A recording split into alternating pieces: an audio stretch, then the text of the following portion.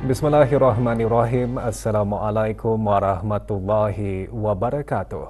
Kebawah Dulia Maha Mulia Paduka Seri Baginda Sultan Haji Hasanah Bolkiah Muizzadin Waddallah Ibni Almarhum Sultan Haji Omar Ali Saifuddin Sa'dul Khairi Waddin Sultan dan Yang di-Pertuan Negara Brunei Darussalam berkenan menerima menghadap Yang Berhormat Dato' Seri Muhammad Khalid bin Nordin, Menteri Pertahanan Malaysia. Majlis menghadap berlangsung di Istana Nurul Iman.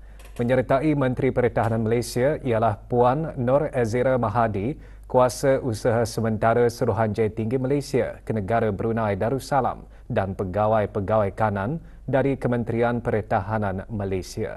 Menteri Pertahanan Malaysia dan rombongan berada di negara ini bagi lawatan rasmi selama 2 hari. Negara Brunei Darussalam dan Malaysia akan melakar detik bersejarah sempena hubungan diplomatik ke-40 tahun pada tahun ini dengan kerjasama pertahanan yang dimeterai melalui penandatanganan Memorandum Persefahaman. Kebawah Dulia Maha Mulia berkenan menerima menghadap Yang Berhormat Dato' Seri Muhammad Khalid bin Nordin. Negara Brunei Darussalam dan Malaysia terlibat dalam pelbagai kerjasama 2 hala termasuk mesyuarat jawatankuasa kerja pertahanan bersama, latihan ketenteraan bersama dan program khusus serta aktif dalam kerjasama pelbagai hala khususnya dalam mesyuarat Menteri-Menteri Pertahanan ASEAN ADMM yang menegaskan komitmen kedua-dua negara terhadap kerjasama keselamatan serantau.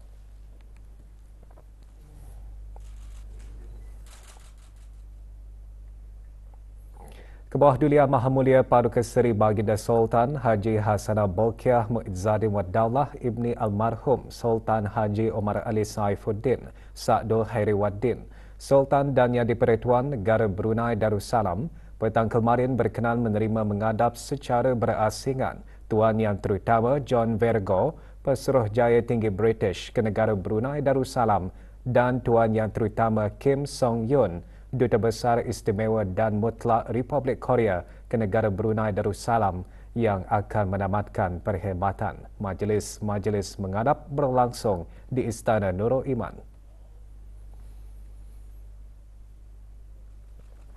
Kebawah Dulia Maha Mulia mula-mula berkenan menerima menghadap Tuan Yang Terutama John Vergo. Tuan Yang Terutama telah menyembahkan surat tauliah pelantikan ke hadapan Majlis Kebawah Dulia Maha Mulia pada 10 September 2020.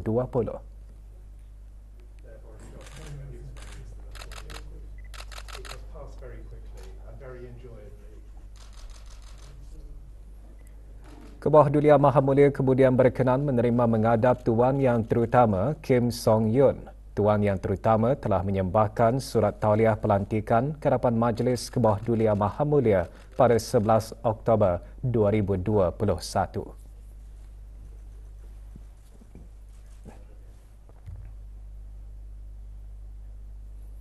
Di ruang lain Istana Nurul Iman, Kebawah Dulia Maha Mulia Paduka Seri Baginda Raja Isteri Pangeran Anak Hajah Saleha binti Almarhum Pangeran Pemanca Pangeran Anak Haji Muhammad Alam berkenan menerima menghadap Isteri Pesuruhjaya Tinggi British ke Negara Brunei Darussalam dan Isteri Duta Besar Istimewa dan Mutlak Republik Korea ke Negara Brunei Darussalam yang akan menamatkan perkhidmatan. Kebawah Dulia Maha Mulia Paduka Seri Baginda Raja Isteri berkenan menerima menghadap Mrs. Tuti Suit Jeningsih, Isteri Pesuruhjaya Tinggi British dan Madam Kwon So-yeon, Isteri Duta Besar Istimewa dan Mutlak Republik Korea.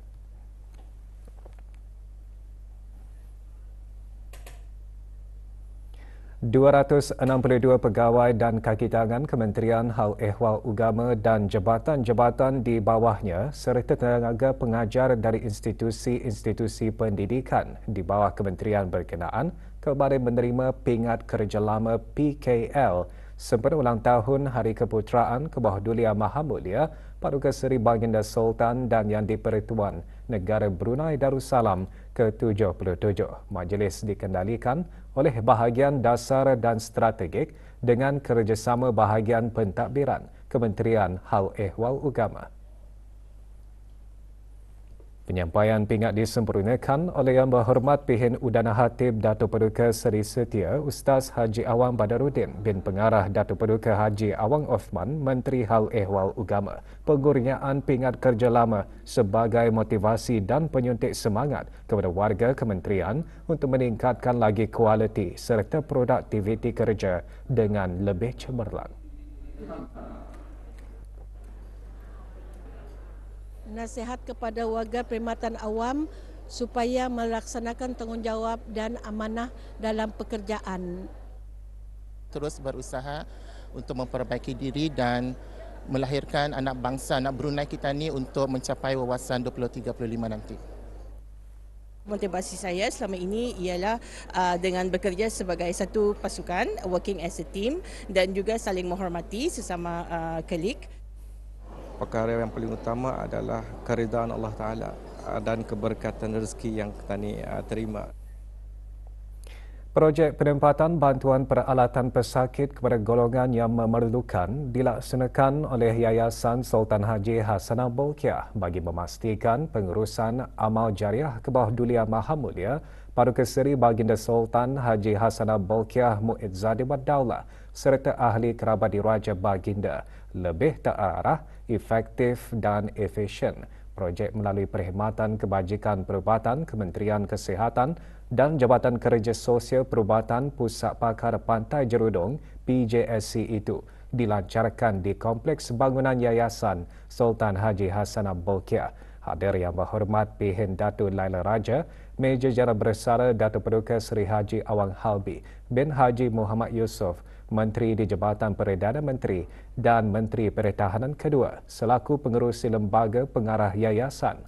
Yang Berhormat Datuk Seri Setia Dr. Awang Haji Muhammad Hisham bin Haji Jaafar, Menteri Kesihatan selaku pengerusi PJSC, dan Yang Berhormat Datuk Seri Setia Awang Haji Nazmi bin Haji Muhammad, Menteri Kebudayaan Belia dan Sukan selaku ahli lembaga pengarah yayasan dan pengerusi jawatan kuasa meneliti bantuan-bantuan yayasan.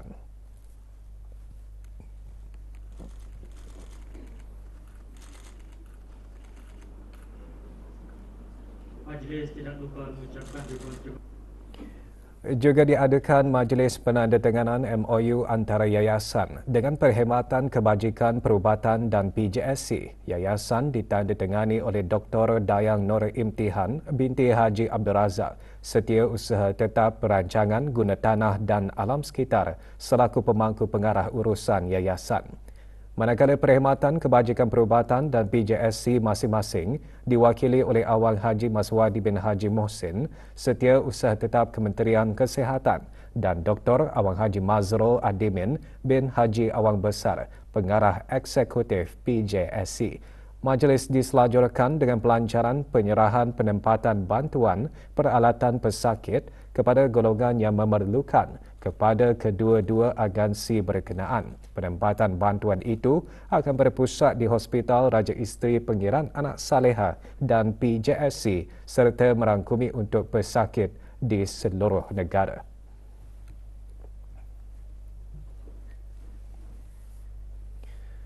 Kementerian Pertahanan menerima lawatan rasmi daripada Yang Berhormat Datuk Seri Muhammad Khalid bin Nordin, Menteri Pertahanan Malaysia yang berada di negara Brunei Darussalam. Ketibaan Menteri Pertahanan Malaysia dialu-alukan oleh Yang Berhormat Pihin Datuk Laila Raja, Meja Jara Bersara, Datuk Paduka Seri Haji Awang Halbi bin Haji Muhammad Yusof, Menteri di Jabatan Perdana Menteri dan Menteri Pertahanan kedua. Sejurus ketibaan, Menteri Pertahanan Malaysia menerima tabik hormat dan memeriksa kawalan kehormatan.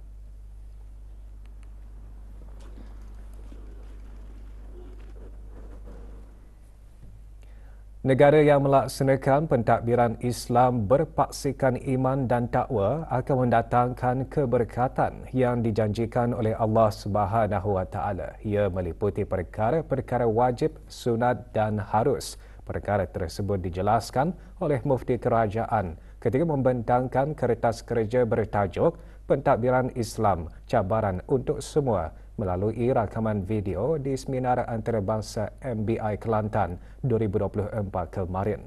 Yang Berhormat Pihin Datuk Seri Maharaja Datuk Paduka Seri Setia Dr. Ustaz Haji Awang Abdul Aziz bin Junid juga mengetengahkan Akta Perintah Pendidikan Wajib Ugama di negara Brunei Darussalam dan juga pentadbiran Islam merupakan cabaran untuk semua. Jika pentadbiran masih mengiktiraf dan membenarkan perkara-perkara yang bertentangan dengan hukum syarak dan undang-undang, maka itu bukan namanya pentadbiran Islam. Dan wajar bagi pihak berkenaan mensifatkannya sebagai satu cabaran untuk dibetulkan.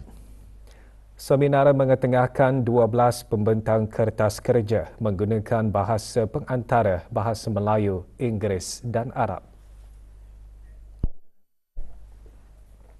Majlis Kebangsaan Keselamatan Jalan Raya MKKJR mengongsikan perkembangan statistik kemalangan jalan raya dari tahun 2020 hingga tahun 2023. Pada tahun 2020, jumlah kes kemalangan adalah sebanyak 3,986 dengan 11 daripadanya melibatkan kehilangan nyawa.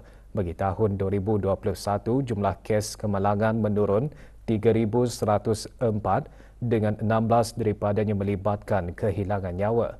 Pada tahun 2022, jumlah kes kemalangan menurun 2,131 tetapi jumlah yang melibatkan kehilangan nyawa meningkat kepada 20.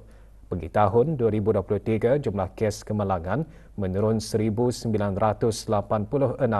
manakala kes yang melibatkan kehilangan nyawa menurun kepada 14.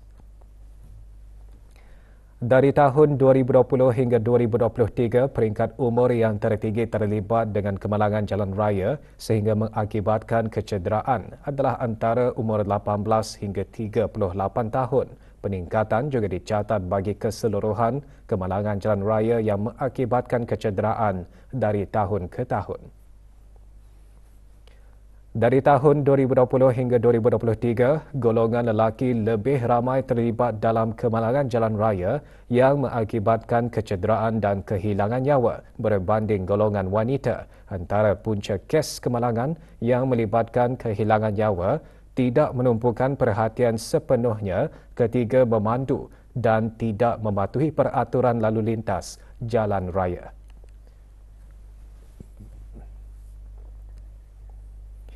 9 Julai 2024 menjadi detik bersejarah bagi RTB apabila genap 49 tahun usia perkhidmatan televisyen. Melangkaui hampir 5 dekad perkhidmatannya, perkhidmatan televisyen Brunei terus mengorak langkah melaksanakan transformasi seiring perubahan teknologi penyiaran global.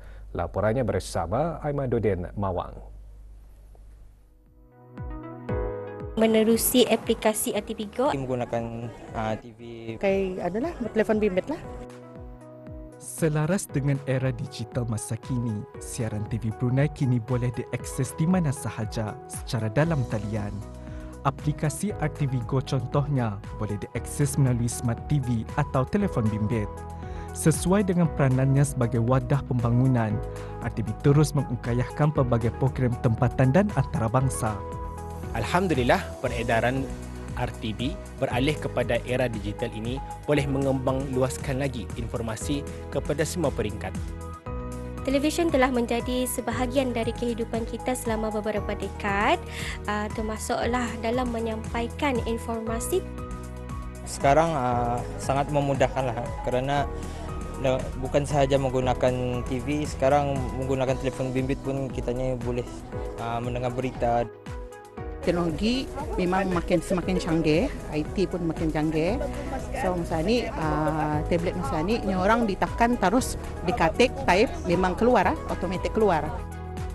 Siaran langsung macam ada siaran ulangan atau lagi Pak. Kalau masa ni, kalau yang dulu ada yang siaran langsung tu, kalau hari tu sudah ada.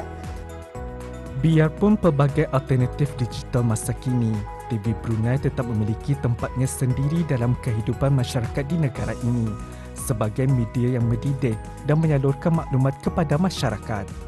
Selamat menyambut ulang tahun ke-49 Perkhidmatan Televisyen Brunei. Laporan Aimaduddin Mawang untuk Berita RTB.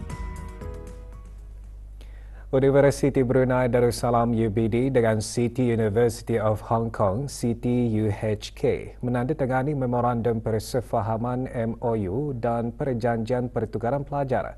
Majlis penandatanganan berlangsung di UBD.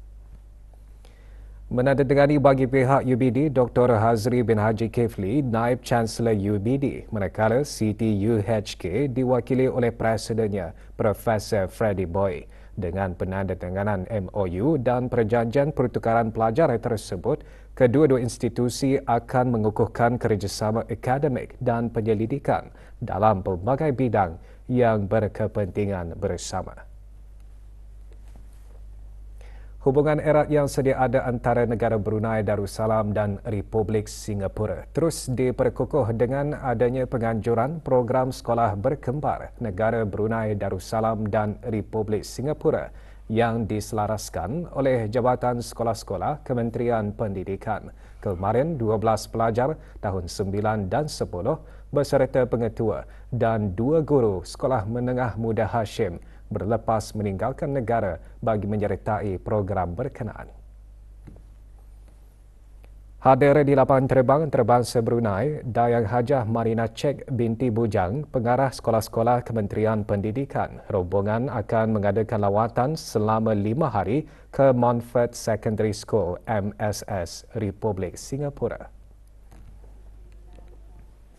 Pengajaran dan pembelajaran pelajar di sana, and then we are going to make our show our best practices di sekolah menengah, and then diorang pun akan belajar apa yang diorang pelajari dan lihat di sekolah Singapura nanti insyaallah. Mungkin di sana kami akan melakukan beberapa aktiviti dan melihat bagaimana mereka belajar di sana.